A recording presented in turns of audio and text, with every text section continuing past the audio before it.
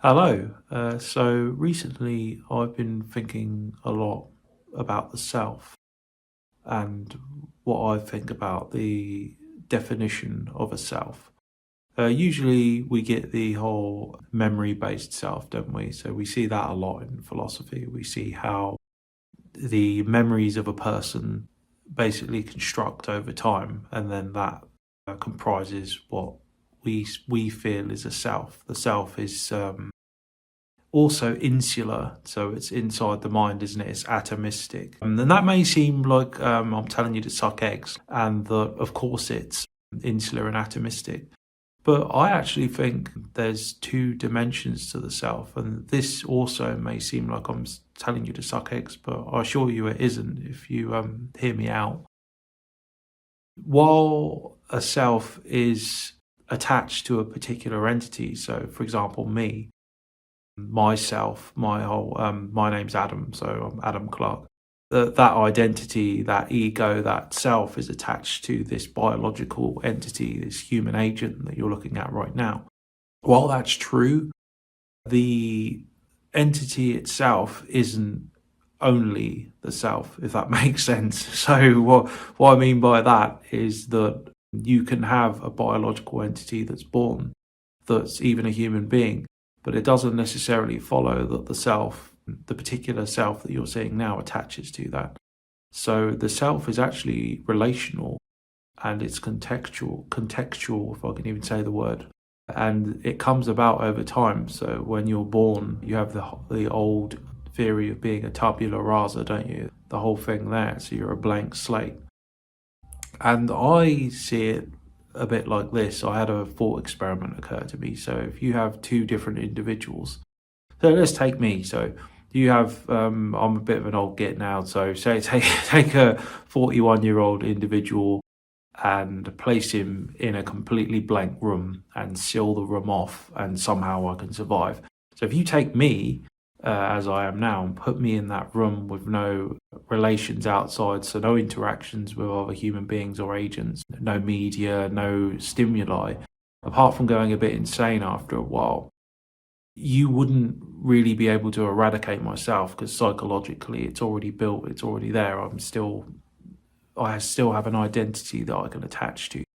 I have memories, I have theories, and I have things like that. So things that attach to my identity. Now let's try an infant. So let's try a tabula rasa. So say a newborn, and you put the newborn in that room as well, and you raise that newborn somehow mechanically or magically or whatever. It's just a thought experiment. And there is no relations, there's no bonding, there's no human interaction. Again, aside from the psychological and physiological effects that you would see from that, ain't good, let's say, you would also not see a self develop in the conventional sense, would you? So I'm very confident that if that was to happen, you wouldn't see a self develop. There would be, if you had to take me as an infant or take me as a newborn, let's say, to be more specific, bring me up in that sealed off room, take me now and put me in that sealed off room, the two are going to diverge. So the self that you see before you now in this body would almost certainly not develop, not in the same way, because I was assigned a name, I was given a name. I grew up in a certain area, I speak a certain language, culturally, I'm Western, aren't I? There's all sorts of individual things that had to happen to form the self that you're seeing now. And I guess what I'm getting at is my theory of the self is not intrinsic or atomistic, it's more nuanced. So there's two dimensions to it. It's relational. And I believe too that one distinguishing factor of a self, at least in the human sense, is the ability to bear responsibility. So it's an agent style self. So a self also comes about through interactions with other selves. Not only can you not have a self without human interactions, without being assigned the name and being brought up a certain way and interactions with your parents, bonds with other human beings, and all of that good stuff. Not only can you not have that, but a self can't really exist outside of the context of relations with other agents.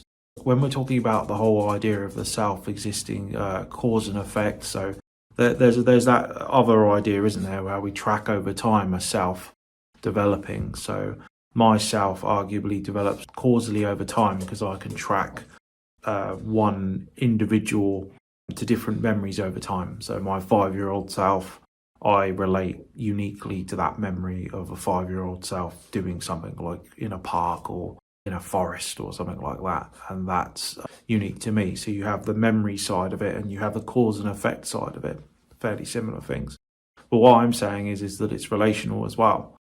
So selves are also things that come about through recognition. So my whole thing, yesterday, I believe it was that the self is also something that comes about conceptually, necessarily through the interactions of other agents. So when I bear responsibility, for example, if I was to steal from Bella, let's say, then a self must necessarily exist because I bear a responsibility or blame or I'm attributable to the actions that I take. So I suppose the point of all of this is to show that the self is a bit more complicated than just insular, singular, and that we can deny it. So I don't think we can deny the idea of a self. I think it's very silly.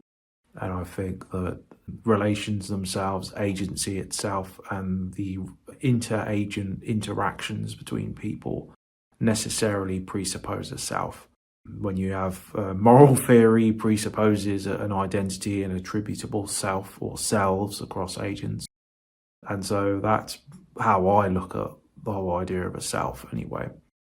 It necessarily exists because of inter-agent interactions, assignment of responsibility especially. It's the basis for morality and also moral and political authority claims as well. You can't have authority claims, i.e. the ability to coerce other agents without agents being there in the first place, being attributable and therefore having selves.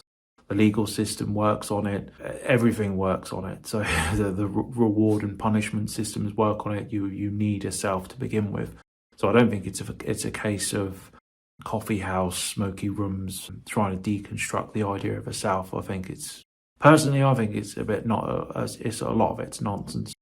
So that's my take on it anyway. I think the self is actually largely relational and comes from that.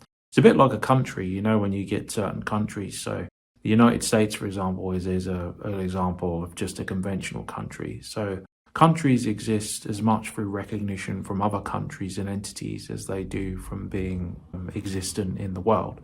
So the United States obviously exists, right? So you have a political structure, you have a defined territory, you have people defending the borders, you have institutions in that territory, of course.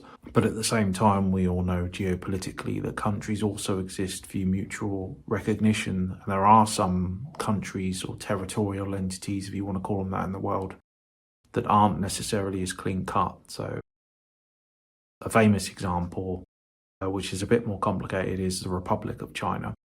We're talking about Taiwan or the Republic of China, nationalist China, if you like. There's a binary decision that most countries have to make between recognizing the Republic of China or the People's Republic of China, which is the China that most people know and recognize. But the People's Republic of China certainly wouldn't recognize the Republic of China. You get like this mutual thing going on. And another one is the Northern Republic of Cyprus. So the only country that recognizes that, or the Turkish Republic of Northern Cyprus. Probably said that wrong, but it is essentially that. If you look it up, you'll find it. So the only country that recognizes that is Turkey, and no other country really recognizes it. So is it a country or isn't it a country? And the South works in a similar way. So mutual recognition. That's how I think it works anyway. But I think I'll leave it there for today. I'll move on to the next subject next time.